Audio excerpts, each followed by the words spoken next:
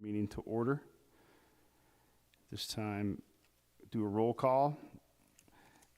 Dylan Pivenich. Oh, sorry. I first like to introduce, I don't know how to read, so I apologize. I'd like to introduce the planning staff and the board members. First, introduce the wonderful staff, Mr. Dylan Pivenich, Joella Thomas, Elizabeth Osborne, and Robin Smith. We have a round of applause for them, please. Thank you. Thank you. Appreciate that. Next up, we'd like to put a roll call for the board members. Matt Steitzer, Josh O'Neill, I'm here.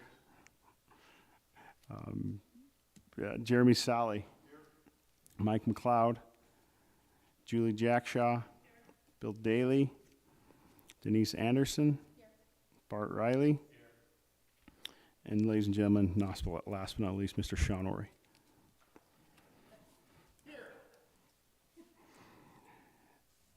At this time, I'd like to get an approval for the minutes from, from the last meeting. We didn't have any. Not completed. Okay, so we're waiting to approve them next board meeting. At this time, we're going to have a public hearing.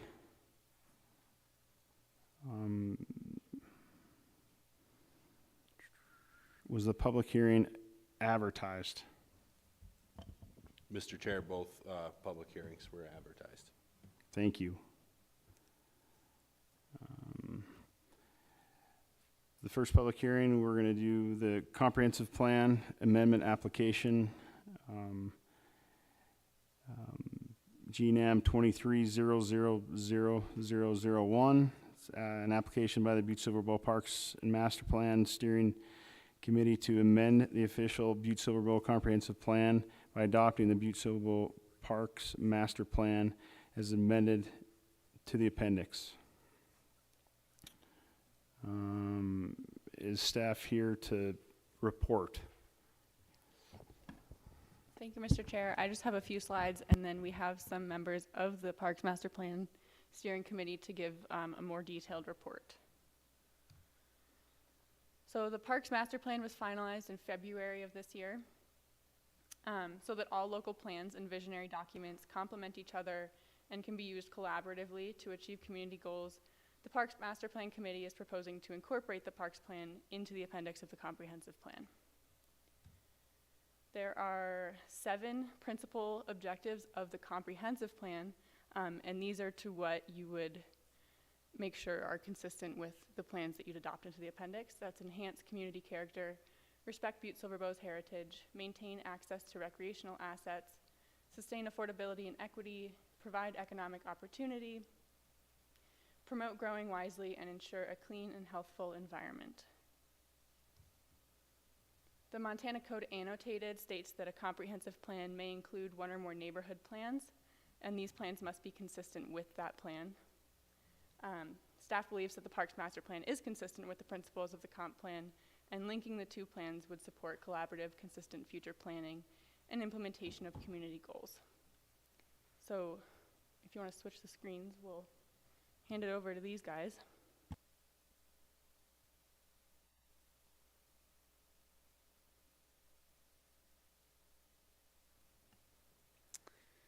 Hey guys, thanks for having us up here today.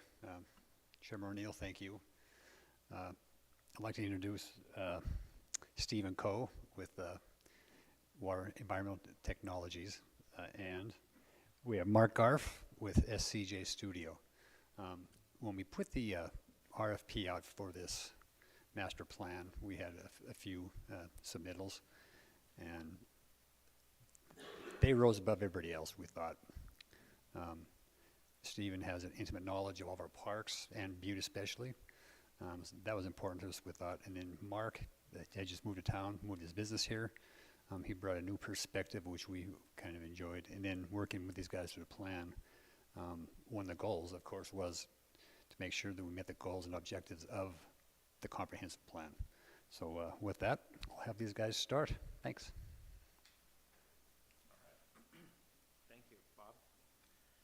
Thanks so much for having us tonight. I'm Mark Garf from SCJ Studio Landscape Architecture, and we can go to the next slide.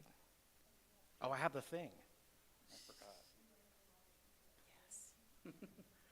forgot. Yes. In brief, the master plan is broken up into 6 chapters. So we have an introduction and background describing the purpose, the context, and our community profile. Chapter 2, goals and objectives. That's where we put together the vision and mission statements, and we did that with the help of the public. Chapter 3 was the inventory and assessment, which we're going to talk a little bit more about. We inventoried every last park asset in the county, every teeter-totter, every swing set, all the fields. And it's quite a long list, and of course all the trails. And then public involvement, we're going to go over kind of each of the events that we held and some of the feedback that we got. And then chapter 5 is our demands and needs analysis. That's where we look at levels of service for different types of parks, and we compare Butte-Silver to some peer communities, and we look at budget, we look at number of park acres, revenue, those sorts of things, and we'll dive into that a little bit more. And then chapter 6, that's the fun chapter. That's where we develop some capital improvement projects, and we come up with some concept plans. We have both a 6-year CIP and a 20-year CIP capital improvement plan. We recommend new recreation programs, some organizational changes to parks, and we lay out some funding options and then also design guidelines. So with that, I'll hand it over to Stephen. All right. So Stephen Coe with Water Environmental Technologies. Thank you for having us. So this is just a kind of a reminder and then a segue into how this worked, we worked into the Montana Code. So the Montana Code defines what a growth policy must have and how it looks. And if you go down to the growth policy may include section of 601 4C VI. So using maps and text, description, existing future public facilities necessary to effectively serve projected development and densities within infrastructure planning areas. In our case, it included the trail system, other municipal public facilities throughout the infrastructure planning areas, and parks and open spaces. So we're checking off these boxes within the plan and augmenting, where the comp plan has already gone. On the right side there, so we support that like I said, in the must include part, that we have the detailed inventory of the existing park system, as Mark mentioned, and trail system. You'll see some details if you haven't in some of our previous presentations. We have an impressive amount of parks and trails. It's awesome. And we've identified public outreach we used public outreach to identify the upgrades in the capital improvement plan, including trail and open space connections. Am I doing this one, Mark? Yep. Okay, thanks. So our public outreach, had a really pretty robust public outreach, actually way out of scope of what we had originally planned on, which worked out, I think, in all of our favor. So we started out just kind of going out at Christmas stroll, handing out the flyers that you see on the right-hand side there to everybody, or not everybody, but a lot of people. Then we held an open house in 22 on one of the biggest snow days of the year that year, and we still got 30 or 40 participants at that, and it was an interactive open house. It was really kind of cool. Then we did a little mini survey at Snowflinga. We had a number of people there with iPads that would wrangle people into a corner and get them to answer our questions. We used that information to help build our major online survey, which went for pretty much the whole month of March. And because of the outreach prior to that, we're able to get over 1,000 individual responses to that online survey, which is, I just did a quick calculation earlier today, that's 3% of Butte's population. So that's pretty impressive to get that many people answering a survey. We've given presentations to the council twice now, and now we're here in front of you guys, and we'll probably do the council again, assuming it goes well tonight. All right. So our online survey had, I'm going to go through maybe 3 or 4 of the questions. We gathered a lot of data from that, and we used that data to kind of build our capital improvement plan, and decide what projects to highlight going forward. So how important are parks and trails to you and your family in Butte-Silver Bow? Really great response. Most people answered 10. Very few people answered 0 or 1. The City County of Butte-Silver Bow needs, this was kind of a wish list, and number 1 on there came indoor recreation facility or community center. It scored very high. Over 200 people voted for that. I think you could pick 5. And then expanded trails network, concerts, entertainment, and then an update of existing facilities. Dog parks is pretty high, and on down the list. Then we asked this question: should Butte-Silver Bow change how much it invests in park recreation and trails? Overwhelmingly, yes, increase investment. It was about 85%. And another cool thing that was in the survey is we asked people, it was an interactive map where they could click on it and tell you why they love that park, or it was broken down for parks and trails. And it created these heat maps. This is kind of south of I-90. People love Stoughton. And what it showed is where the highest use of the parks is. And it was really instructive in Uptown. We saw that a lot of people are not using some of the smaller mini parks. So Lila mentioned this earlier. So now we're going to go through how we meet the goals of the comp plan. And I'm going to turn it back over to Stephen. All right, so we broke down each one of these, of the goals from the comp plan. So you're looking at enhance the community character, looking at the blight and decay portion of that from the comp plan. So increasing, funding for parks, giving more maintenance. We all know there's parks in town that, need a little work, maybe need a little love. Adding trees, vegetation, upkeep. Active entrance corridors. This includes like wayfinding. This fits in with the Uptown Master Plan, which is also one of the appendices to the comp plan. They also identified wayfinding and new park signs and new signs around town. Strengthening historic resources, part of the Respect Butte's heritage. So we have taken what we all love as the original mine yard, and we've presented an option to enhance that and take it really to the next level, make it a destination area for people as opposed to just an event space, which includes by first opening it up and then doing some enhancements there. Preserving open spaces, we've got tremendous amount of open spaces here in Butte between Thompson Park, the Big Butte area, and our trail system. And then of course wayfinding also fits and checks that box.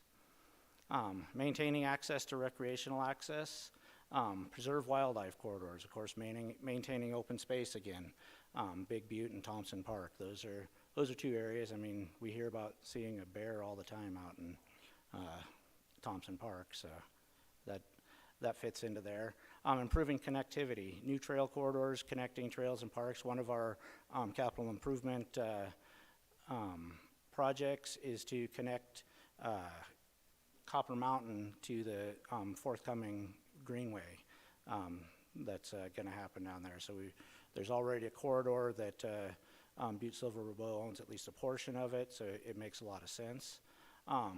New opportunities for growth, of course, our whole capital improvement plan fits right into there. Year-round recreation, that fits with both the community center and our idea out at Clark's Park to increase the use at the skating rink there. And last one I'm going to look at right now is sustain, both affordability and equity. So energy conservation. The master plan includes design guidelines for parks, which includes sustainability goals, water conservation, climate resiliency recommendations. And just as a note, parks can help maintain climate change. The heat island effect of buildings and paved areas can be lessened with more green space and more parks. And with that, back to Mark. All right. All right, provide economic opportunity. One of the things that a really great parks system does is it attracts new residents. And a really great park across the street from your house also raises your property value. So studies show that great parks add vitality and positively affect adjacent residential and commercial property. And then, of course, retirees and mobile workers and new people, they're looking for quality of life when relocating. And a great parks department is a big piece of that. And also visitor spending. So new facilities attract tourists and tournaments, putting heads in beds. Promote, growing wisely. Proactively prioritize community infrastructure needs. The master plan includes a 6-year and 20-year capital project guidelines with plans and estimates. So this is prioritizing infrastructure projects. And then safety. Any new park plan will enhance accessibility, and also a big part of the master plan recommendation is to make some upgrades at our park to make them more safe. Ensure a clean and healthful environment. We mentioned before how parks can better air quality and water quality and help preserve our groundwater resources. So in the very end of the master plan, we've got design guidelines for new and renovated parks that promote climate resilience, water conservation, native plants, et cetera. Parks help manage climate change, the heat island effect, increase water and air quality. I think that was a summary of how we think the Parks Master Plan meets the comprehensive plan goals. And now, if you'll allow us, we have a few more slides. We're going to look at some pieces of the Parks Master Plan. And this first one, we're going to talk about why do we need a Parks Master Plan. Do you want to do this one? Go ahead. I'll do it. Butte-Silver's last Parks Master Plan came out in 2008, often referred to as a PROST plan, Parks, Recreation, Open Space, and Trails. They're typically updated every 10 years. One of the reasons to keep your Parks Master Plan updated is the increase in population. If we look at a conservative estimate for growth, we're looking at almost 43,000 residents by 2042. That was our planning horizon. And so as the demographics of the community shift, recreation desires change, increases in population, they put more demand on existing park facilities, on the maintenance staff, and on recreation programs. So this plan assesses the recreational needs of the community and anticipates future demand. And a lot of Butte-Silver's parks and recreation needs are currently met through grant funding opportunities. And typically, grant agencies require an up-to-date PROST plan in order to get the grant. So now we have a brand new PROST plan, and so now we can apply for more grants. And then the Parks Master Plan, you need an updated one that lays out surplus properties so you can sell them or trade them, which is something that Butte-Silver is looking to do. And we have a slide on that in a minute. Okay. So some of the plans that we worked on in this master plan are starting to move forward already. This was a visioning plan for the original mine yard, all the things that it could be, everything that you could do to change it and make it better.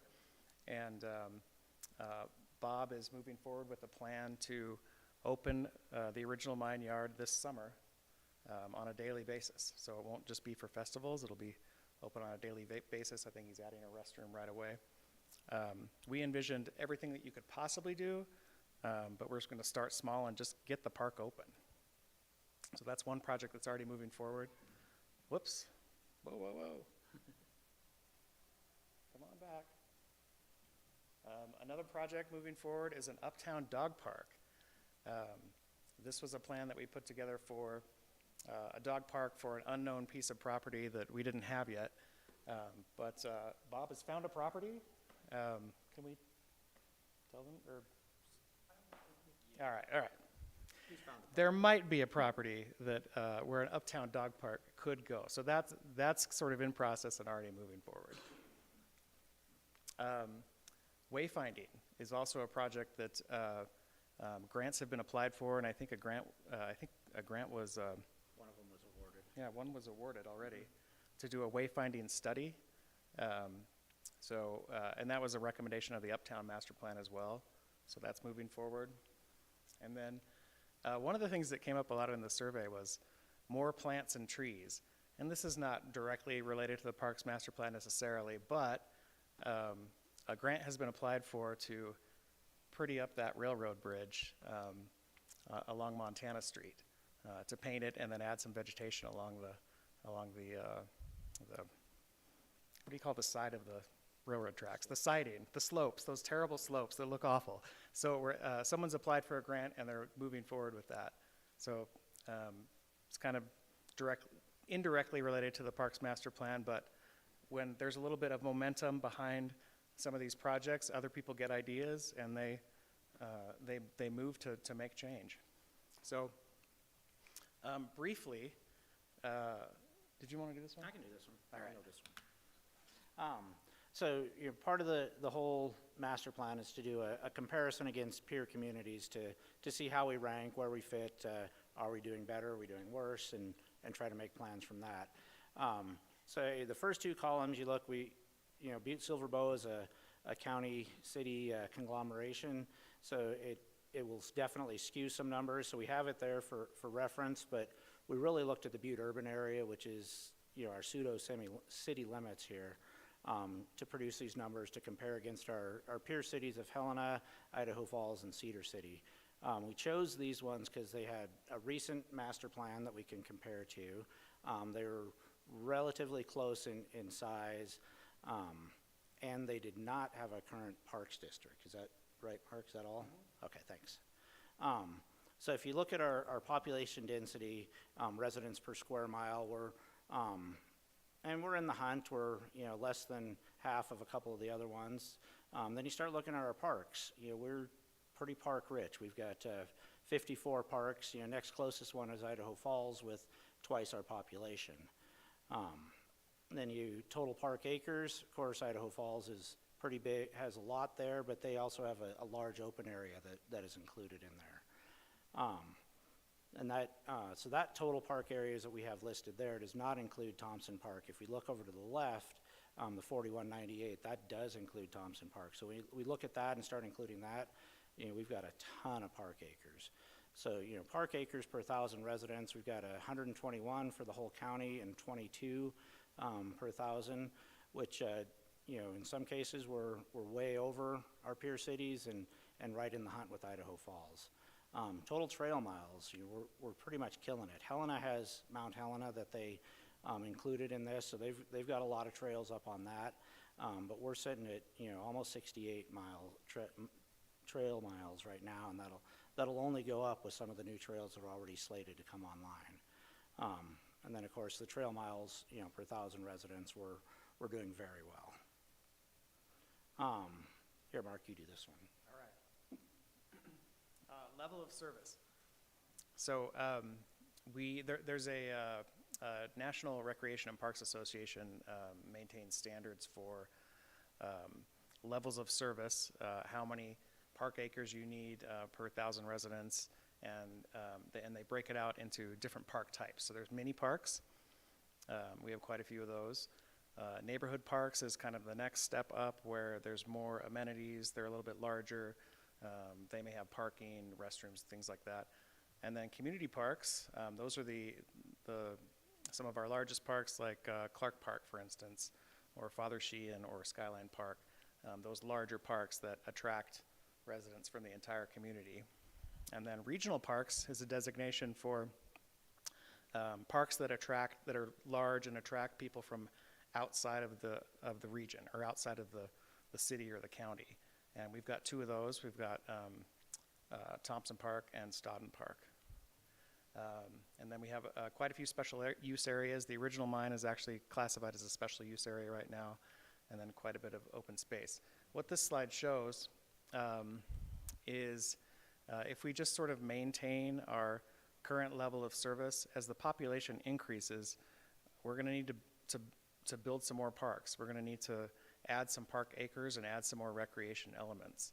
I mean, I think that sort of goes without saying. As your city gets bigger, there's more pressure on the park system. You're going to need to add a park or 2 or 3 or 10. So this is the financial metrics. We looked at peer communities, and we looked at departmental expenses on a per capita basis. That's the 3rd row down there. And you can see that we're quite far behind even the next nearest city, which is Cedar City. We're about half as much. Departmental revenue, that's how much revenue the department brings in, mostly through Stodden Park and the golf course. Revenue per capita, we're quite a bit lower than our peer cities. And then this is a really interesting metric, the percentage of the general fund allocated to the Parks Department. As you all know, the Parks Department is part of Public Works. They don't have their own budget, but we were able to separate out the Parks budget from the Public Works budget, and the percent of the general fund allocated is quite low compared to the other peer cities. And their cost recovery is good, and that's because the total departmental expense is so much lower than the other cities. And then full-time employees per 10,000 residents, we only have 5.3, where our nearest cities are 7.4. So all this is to say, the Parks Department is currently doing a lot with a little. They're able to maintain a lot more park acres than our peer cities, and they're doing it with not so much. So kudos to you and your department for getting the BA&P trail plowed every morning at 7 a.m. or earlier. Nice work. So just looking at this graphically, departmental expenses, again, we're sort of less than half. And I guess when I made this a PDF, it bumped all the lines down. I apologize for that. I'll just skip to the next slide. Oh, so staffing, you can see that we're a little bit low on the graph there. And then again, the percent of the general fund allocated to parks were pretty low. So one of the recommendations to the Parks Department is to make an organizational change. Want me to keep going? Yeah, go ahead. You're fine. All right. This Parks Master Plan recommends, and the last Parks Master Plan also recommended this, that we transition to a Parks and Recreation Department that is independent from Public Works. So why would we do this? Well, first of all, I think we're maybe one of 2 in all of Montana that are set up like this. Most other cities have a separate Parks Department that is funded separately, and they have their own individual budget. And why that's important is it ensures reliable funding for the park system. For instance, a broken sewer main won't defund a planned parks project, for instance. It improves departmental stability. It allows Parks Department growth and specialization of roles.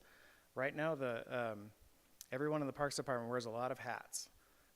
They do many different things. When you have a little bit larger budget and you have your own department, you can specialize and really focus on your task and do a better job at it.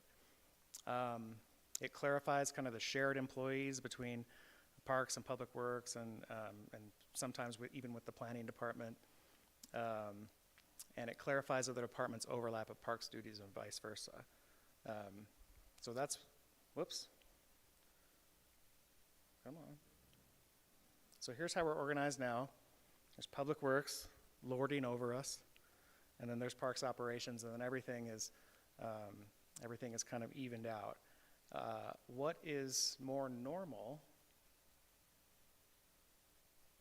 there we go, is a Parks Department that's sort of broken up into sort of 3 branches.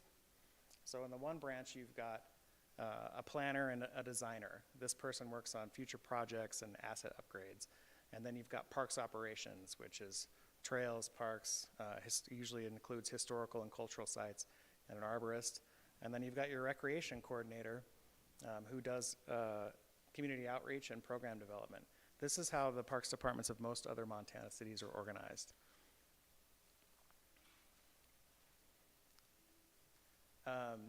So funding priorities.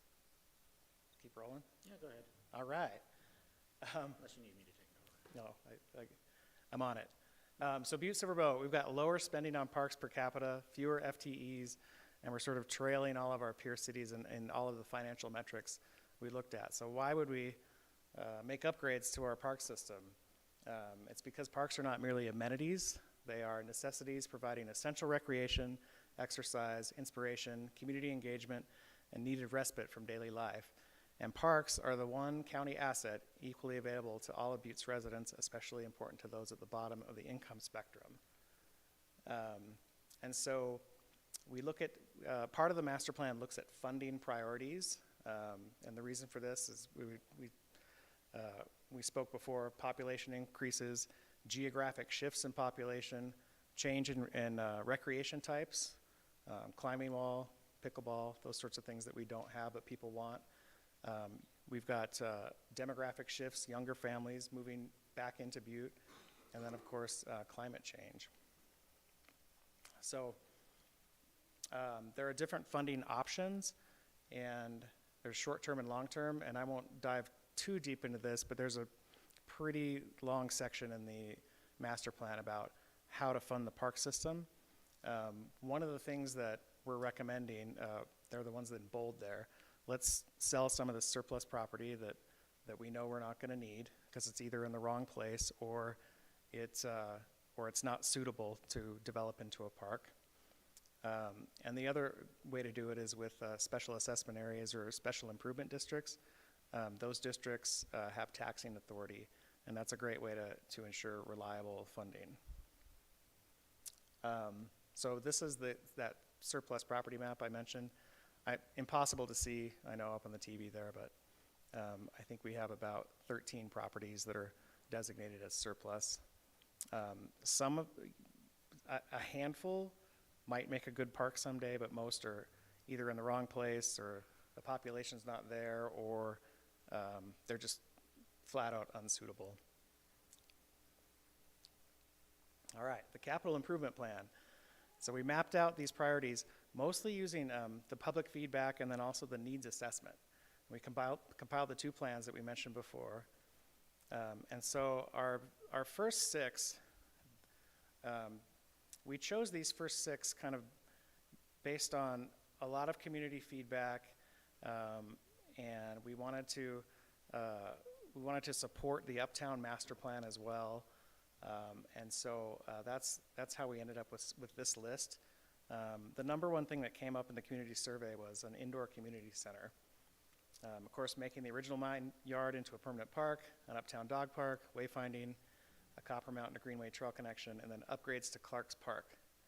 So an indoor recreation center, this is the one that was built in Moscow, Idaho, I think within the last 5 years.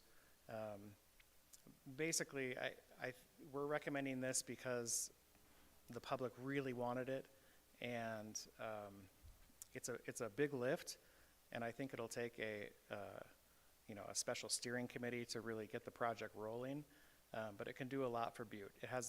This community center would be applicable to all ages.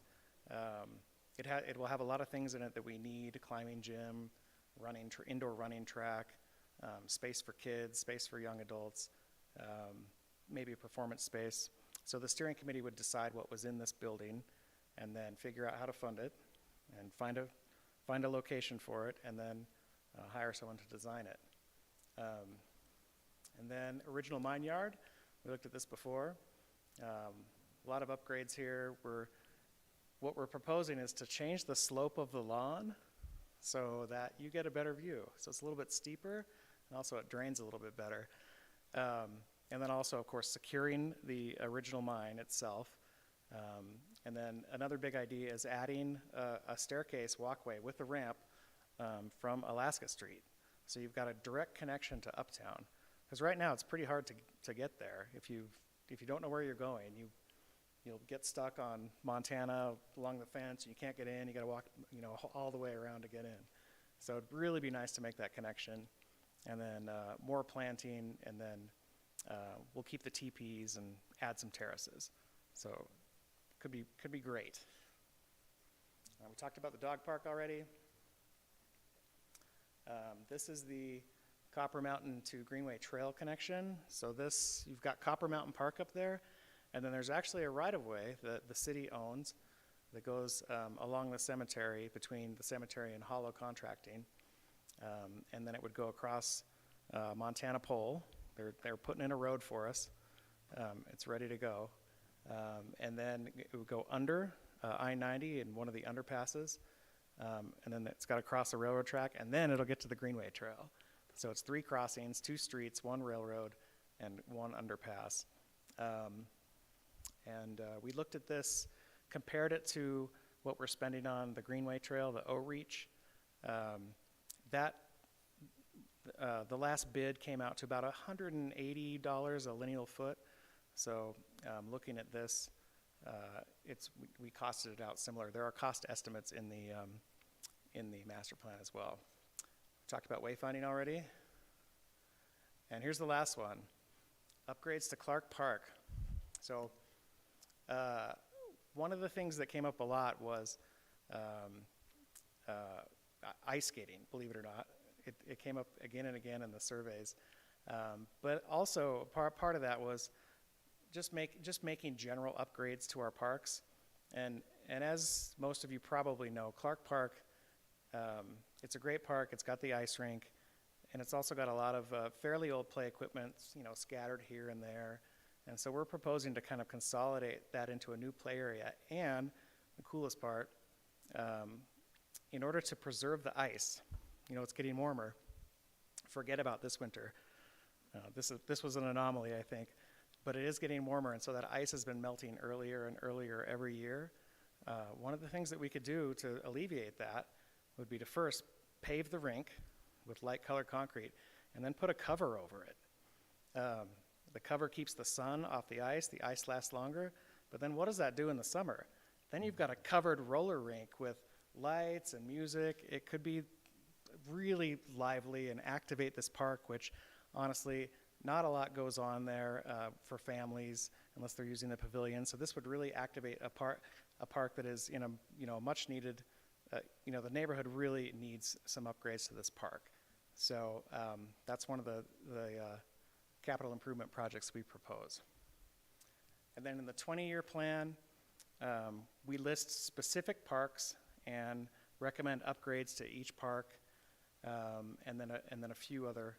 I won't go too deep into it, but then it kind of lists out what we're going to do in the next 20 years. And then at the very end, I mentioned this before, we've got some design guidelines related to sustainability and enhancing our natural habitat. And I believe that's the slideshow. So do you guys have any questions? Thank you guys for the presentation. Does anybody have any questions, any of the staff or the board members? I do have a couple questions. So the trail system you talk about that's going from one to the next, is that some of that funding, is that coming from, I hate to say ARCO funds, but them funds are already available for that, right? That's not, is that true or not true? Yes, that's true. In some cases, the Greenway Trail is already in the plan, as well as the connection through Durant Canyon. Those sort of things are already planned for and supposedly funded. Things like the Copperway Trail that we proposed here, and some other ones that are proposed by the public, like connecting Skyline Park to Thompson Park along Continental there. Those wouldn't fall under, remedy type monies. So. Thank you.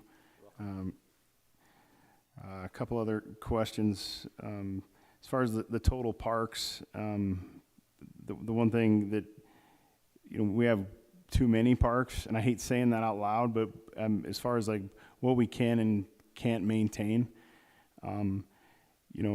this is not being critical, but the comparison cities that you guys use, like I know we have to compare some for a study, but I just wish that we need to worry about what we can do here and like Cedar City, Utah. I just feel like that's I don't know. Again, I'm not being critical, so don't think I'm being. I just think that's a horrible thing. And please, again, don't take offense to that. Just like I don't care what's going on in Helen. I don't care what's going on in Cedar City.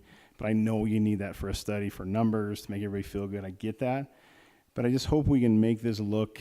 Let's worry about what we can do here, right? And I know we need a plan for funding and stuff, and it's got to go on the shelf, and it makes us all feel good and warm and fuzzy and stuff. But I just hope we maintain, like, one thing about maintaining our parks, like you talked about Clark's Park and Father Sheehan, like, big thing would be just typical, let's have the bathrooms work, right? Like, I hope I don't know if that was maintained or whatever. And again, Laz, this is no, like, I'm not like throwing blows here, just so you know, this is all in conversation. But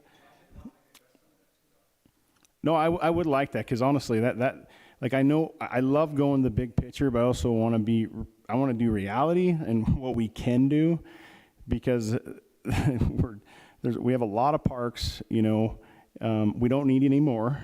I think we can get rid of a few of them.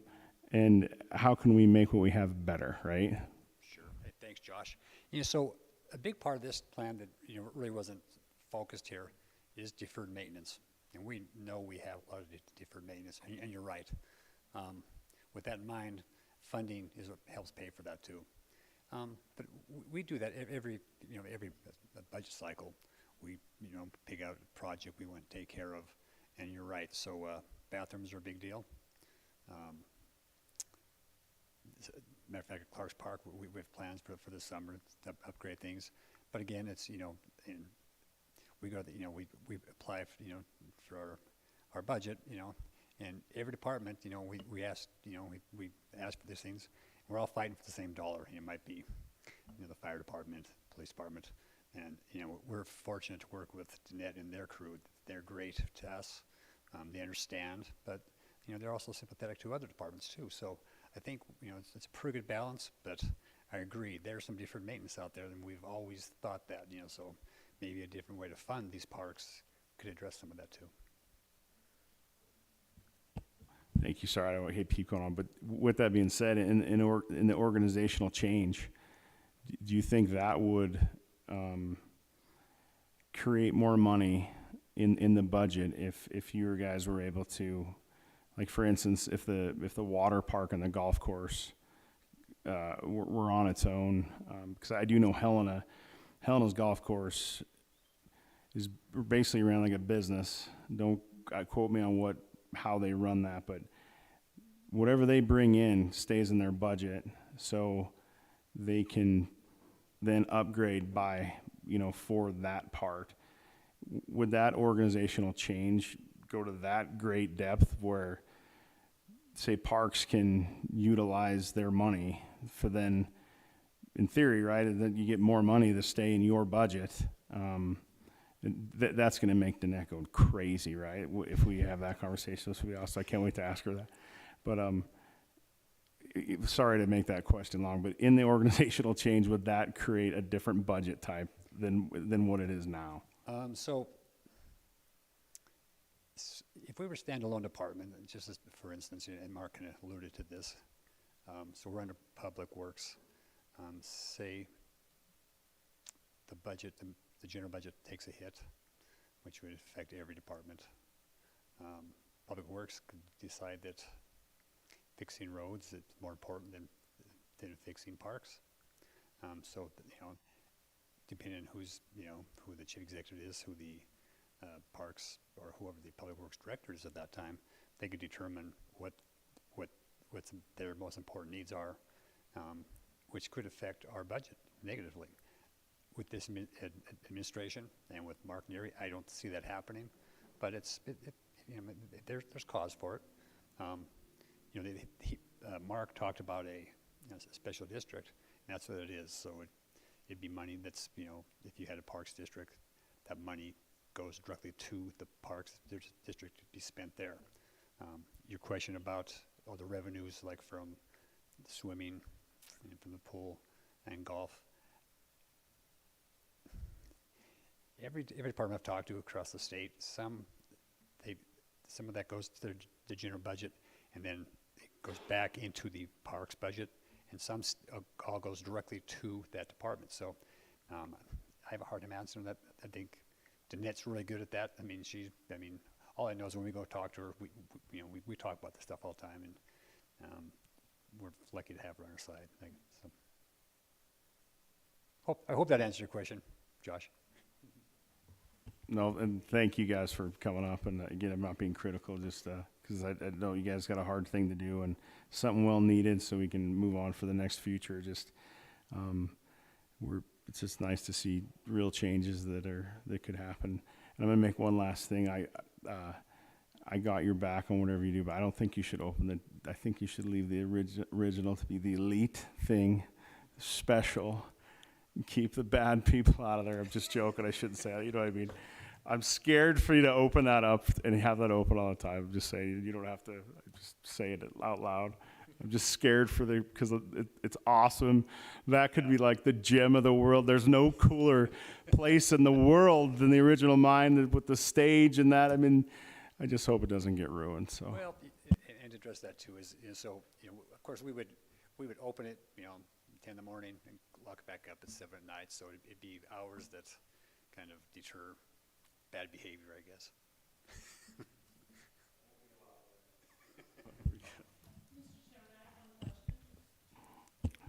Just was the park where the soccer complex is that accounted for in this master plan? That area? Yes. Okay. And will it stay as is, or were there plans to do something down there as well? There are no plans right now for that so much, but again, that's part of deferred maintenance. You and I have talked several times, so yeah. Okay. Thank you. All right, do we have any other questions? Yeah, Mr. Wright.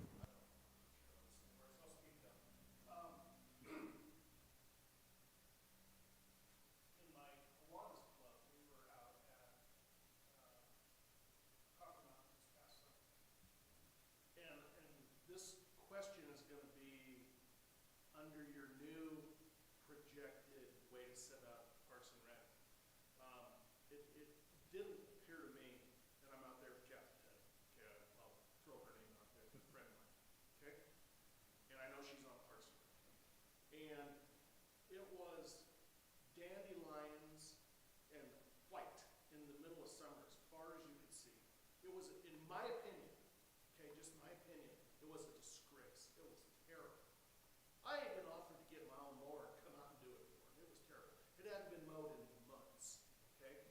At least it looked that way. I don't know how long it takes those dandelions, because it was just white with the tops of dandelions. Now, the baseball field actually looked pretty good, because I don't know if they maintain it themselves. It was nice and green and looked really good. This was in maybe late August that we were out there for a Kiwanis meeting. My question is this: under your new, the way you want to set it up, would maintenance, and this kind of goes to what Josh is saying in a way, that maybe we need to do a better job at taking care of what we have than trying to do a whole bunch of new. And maybe we can do both and accomplish everything. But under the new way that we're talking about setting up Parks and Rec, with the autonomy to take care and maintain a situation like existed that I saw at Concord Mountain, would it be easier to take care of that under Parks and Rec than having to go to however it gets maintained right now? Does that question make sense? It does. I appreciate that. So, like your example, and I tell people, man, I wish you would tell us at that time, so we go assess, take a look, see what's going on. So it's hard for me to. Well, Kathy saw it, and Kathy was there, and I also believe you. talked about it, and I kind of assumed, never assumed, that Kathy would make that a talking point at a meeting, and maybe that did not happen. I don't know. Sure. And again, I'm embarrassed you bring it up, and I believe that happened. Most of our dandelion problem is in the spring, like everyone else's. We rely on the weeds department, who are great. That's who takes care of our weeds. Had I known this, and say we didn't mow it for for weeks. It gets mowed daily or weekly up there. It's on rotation. But weeds grow like a weed. I understand that. So, so I guess in the future, we'd like to know about it at that time so we could address it at that time. And maybe there's something we're doing wrong. Well, I understand that. So,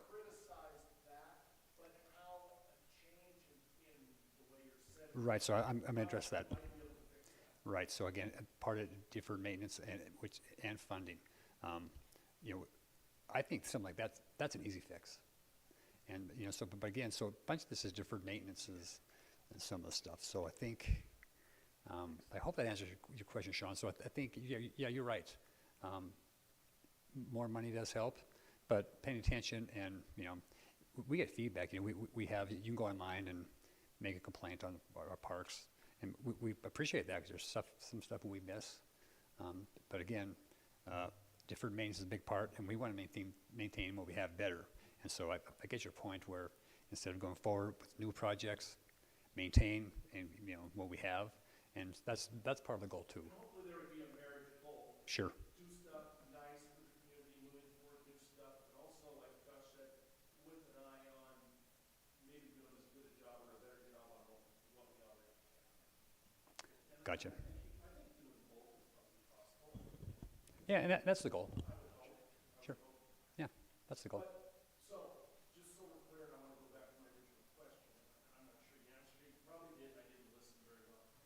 Under the new format of what we were prescribing, with all those little bubbles that under the new way, would it be easier to maintain that type of situation than the way we're set up right now in public works? Would it be easier, better? Yes. Yeah. So what? Probably answered that. And I'm not sure I really did though, Sean. So, and I think, because a part of it is, and, Mark during the presentation mentioned, we have a lot of our employees wear different hats. And so, of course, more employees, they're dedicated to one thing. Some of the stuff might take care of itself too. I even jokingly said to Kathy, I said, I'll bring my mower out here and I'll mow that. She said, well, you know, that's a union job. And she's right. All right. Hey, thank you. Thanks, you guys. Dylan?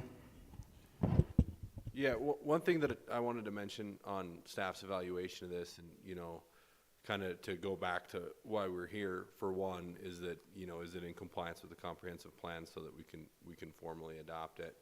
And one thing that we noticed when we were reviewing, and you talk about the comparisons to other cities and stuff, the thing that stands out the most out of those comparisons to Cedar City, Utah, and whatever, isn't necessarily comparing what we have as parks to what they have, but if you look at our park acres and our staff compared to our park acres relative to other places, that's what that really shows. And your guys' comments is really reflecting to that the Parks and Rec Department is really understaffed, overparked, and under budgeted. And that's why you're having these conversations about deferred maintenance and stuff like that. So these master plans, just the same way we use the comprehensive plan and what the planning department's been doing with the comprehensive plan as far as staffing our own department, is to be able to increase staff or increase budget or anything like that, you have to have one, community support, and two, the data shows that you need it. And I think that's what those comparisons are showing.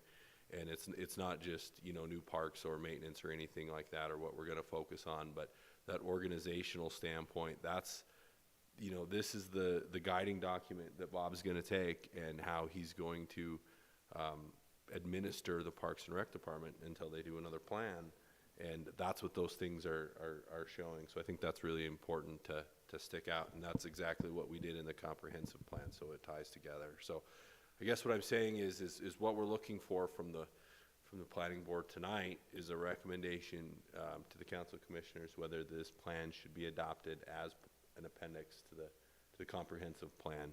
And, does it are the two plans are they saying the same thing with the Parks and Rec plan just being more detailed? So that's kind of what we're looking for, and that's those staff's evaluation. And we thank everybody for your presentation. Thank you, Dylan. So now the next part, would I open this up to the public hearing? Would that be the next? Thank you. I'm sorry. It's Matt's fault for not being here because I don't pay attention because he does such a great job. At this time, I would like to open up the public hearing. Let's see. The first call is for proponents. First call, second call, third call. Next call is for opponents. First call, second call, third call. I like doing that. It's pretty fun. So next time, at this time, I'd like to close the public portion of the public hearing. And now we have a board discussion before we vote. Is there any discussion amongst the board members? Would anyone entertain a vote? Before making a recommendation, I just wanted to say I thought that this, we see a lot of different plans. I thought that this was really well done. I think you guys did a great job in going out to the community, because as I was reading through this plan, I'm sorry I did not spend enough time probably in those workshops and whatnot, but it felt homegrown. It felt spot on with a lot of the recommendations. Listening to everybody's comments here, I think there's a lot of good that's going to come from it.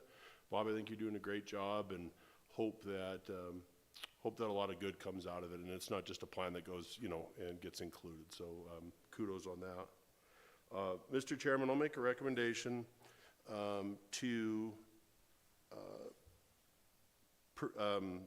make a recommendation that this board recommend approval of the comprehensive plan amendment to our comprehensive plan, this being the Parks Master Plan, to the Council of Commissioners. I would second that motion. We got a first and a second. All those in favor by saying aye. Aye. Anybody opposed? Motion moves on. Thank you guys very much for everything. Appreciate it. Thank you very Thank you much so for your much. time. Thanks, guys. All right, Appreciate thanks, it. guys.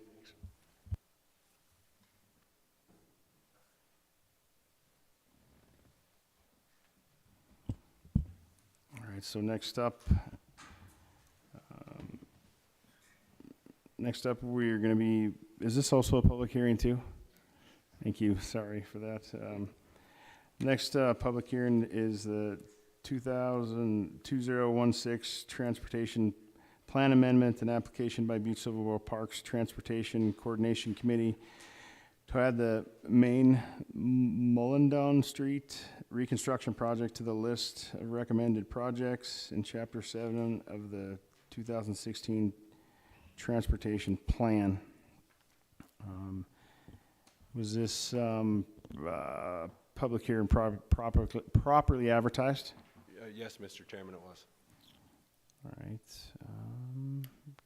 Mr. Pippinich, you're going to be presenting this to us? You may present it. Thank you. Thank you, Mr. Chairman, Planning Board. So this is a unique thing in front of you guys tonight. I'll get into it a little bit more, but Butte-Silver adopted a transportation plan actually in 2017, but we call it the 2016 Transportation Plan because it took a while to adopt. But I'll get into some specific reasons here. So we adopted the transportation plan in 2017. This is a plan that every community has. We update it about every 10 years or so. So it's starting to get kind of old. And then with the plan is we have the Butte Transportation Coordinating Committee. You do have Planning Board representation in that committee. It's Planning Board member Sally. So he's probably aware of some of this stuff, but that committee meets quarterly, and we just discuss planning objectives throughout the county. And one thing that committee does do is it picks what's called urban project funding. That's funding that Butte-Silver gets allocated by the state of Montana. It's federal funding that the state allocates to every community. And we do projects with that, and they have to meet certain standards. They have to be urban routes, they have to be state highway routes. The last one we did was the Park and Excel job, and it's completed now. So Butte-Silver is looking to pick their next project, and we were going through the transportation plan. The project has to be ranked as a priority in your local transportation plan, and since our transportation plan was from 2016, we didn't have any projects listed in that plan anymore that are on urban routes that we could use the funding for. So the committee started, you know, racking their brain on what we should do for a project. It needs to be a ranked project within the transportation plan and on an urban route. And that just, the projects that were remaining in the 2016 plan were already completed. So part of that committee is, you know, members from our Public Works Department, and they identified this section of road between, it's on Main Street, and that's pronounced Muldoon, between Mullen and Daly Street. It's this section here, so it's basically North Main Street to Walkerville. As it's an urban route, so that's actually a state highway route, and it's in dire need of reconstruction. So When you say reconstruction, excuse me, repaving, is that what you mean by that, or? full reconstruction, full road, so all the way down to subgrade, sidewalks, curb and gutter and everything. So regardless, trying not to confuse, what we're trying to do here is we're trying to find a project for that urban funding.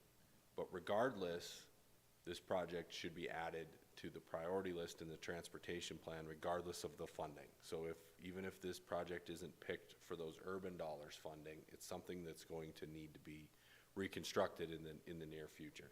So it's either gonna be that or it's gonna be a general fund project.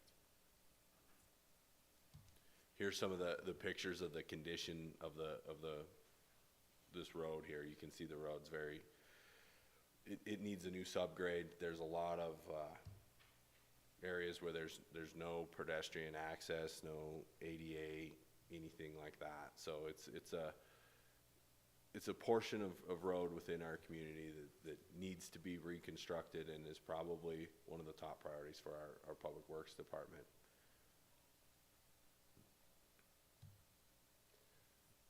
So when we were looking at amending this transportation plan, Chapter 7 of the transportation plan lists all those future projects. Again, most of those projects had been completed, and when Public Works Department brought this project to the coordinating committee, they were in pretty strong agreement that this is going to need to happen in some form or fashion, and that this funding route could definitely be a way to get that project done.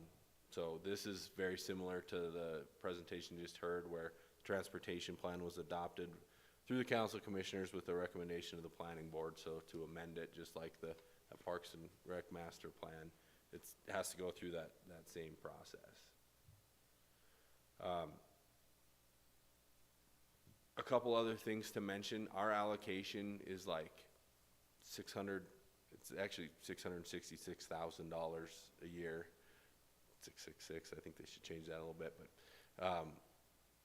how these projects work, if this is added to the transportation plan, then the Butte Transportation Coordinating Committee will make a decision if that's the project that they select, send it to MDT, who does the full design and manages the project just with our dollars. It takes several years, so we'll have continuing years to build up. We think we'll have about $6 million in the fund to do this project by the time that the design and everything is complete, and then we can borrow up to 5 more years worth of funding to do these. So it's a great way to get some of these transportation projects done. Their only stipulation has to be recommended in your transportation plan. So probably the next plan that we'll be doing after we finish the zoning ordinance is the transportation plan. It's coming up on that 10-year mark, and we'll be adding more projects to it. But for now, the request is to add this to the plan so that we can move forward and maybe select this project for some funding. Yeah, if there's any questions, I'd be more than happy to answer. Mr. Roy? State, federal, or local funds being used to do what you're talking about there on Main Street?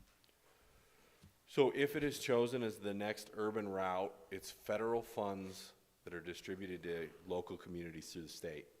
So, if that makes any sense, it's federal highway dollars, and then the state of Montana allocates a certain percentage based on your population to each community, and then we pick that, and then the project will be done by the state of Montana. And the second part of that question was, and I'm not arguing that that couldn't use some tender loving care, that portion that you're talking about. Was it your office, or would you do, who identified that as where the funds should be used? Because I might argue that Lexington in front of Continental Fence, that street running up and down there is nothing but just, it's rough, really rough. And so how did it get locked in on Main Street as opposed to other places around Butte that need some care?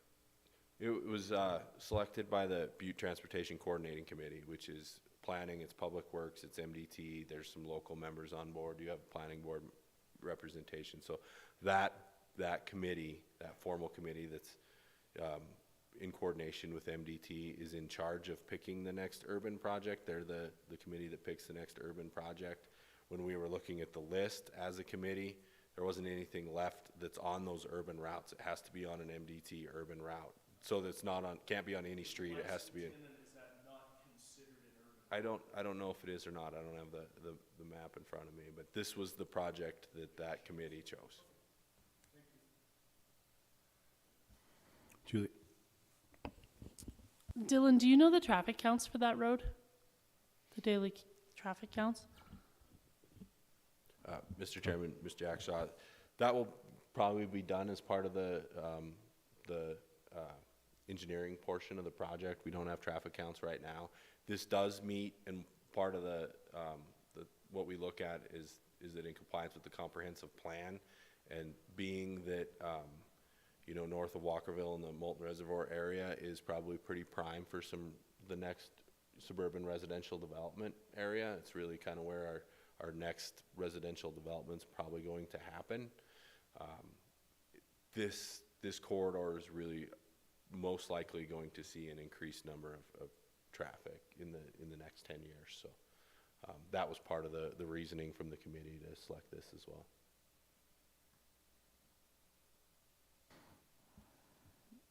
Any other questions from the board? Thank you, Dylan, for the report. This time I'd like to open the public hearing.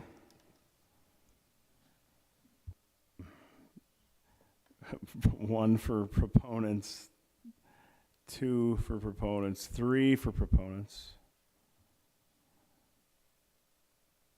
Okay, any opponents? First call, second call, third call. No opponents. At this time, I'd like to close the public hearing. Next up is board discussion. Any discussion amongst the board about this project? Mr. Sally. Just to expand on what Dylan said on the Butte Transportation Coordinating Committee. So we do have Public Works and MDT at that meeting. And so we rely heavily on our Public Works Director, Tom Loggins, and MDT. And if you can ever get two organizations like that to kind of come together and have some agreement, because of course there's a million different places that we could have put this money. In the opinion of Public Works, that the road's literally falling apart, like that they couldn't even put another coat of asphalt over it. It wouldn't be proper to do any kind of a mill fill on it or anything like that. And I think the other thing that was profound to me was just the safety side of it. I mean, when you think about the topography of the hill up there and a lot of people using that area. For me, I'm in the flat, so it wasn't, it's not really near and dear to my heart, but I've been up and down that a bunch of times. And you think of the winter and them trying to maintain that road, and that was the other kind of side of it, was because they're trying to maintain that.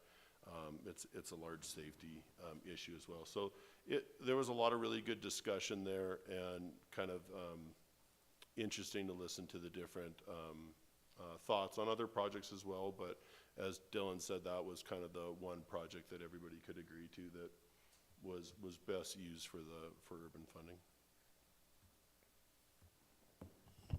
Thank you, Mr. Sally. Anybody else? Thank you. Thanks for the explanation on that too. Appreciate that. Anyone else? Well, at this time, would anybody entertain to make a motion? I'll make a motion that we approve the proposed amendment to the transportation plan. Here first, can I get a second? Get a second. All those in favor by stating aye. Aye. Motion approved. Thank you for that. Any other business from the board, from the staff? Anybody, anything? Anything from the board members? I think that's it then. At this time, I'd like to entertain a motion to adjourn. Looks like we can adjourn. Thank you guys very much.